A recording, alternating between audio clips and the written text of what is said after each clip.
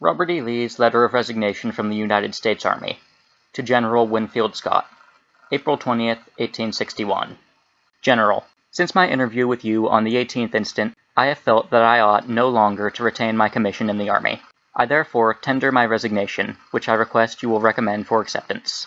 It would have been presented at once, but for the struggle it had cost me to separate myself from a service to which I have devoted all the best years of my life and all the ability I possessed.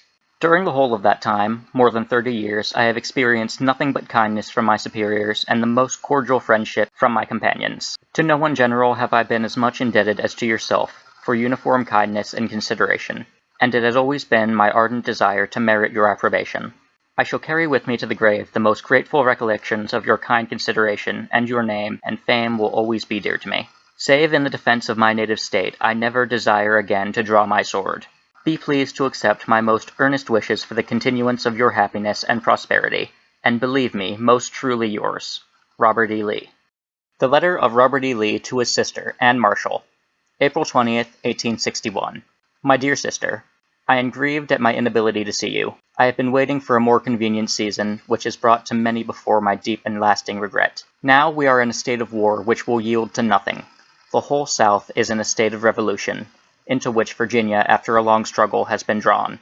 And though I recognize no necessity for the state of things, and would have forborne and pleaded to the end for redress of grievances, real or supposed, yet in my own person I had to meet the question whether I should take part against my native state. With all my devotion to the Union, and the feeling of loyalty and duty of an American citizen, I have not been able to make up my mind to raise my hand against my relative, my children, my home.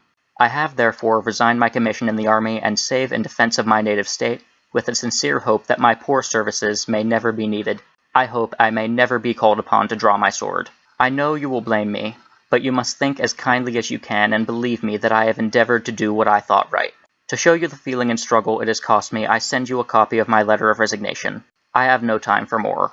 May God guard and protect you and yours, and shower upon you everlasting blessings, is the prayer of your devoted brother, Robert E. Lee. The letter of Robert E. Lee to his brother, Sidney Smith Lee, April 20th, 1861.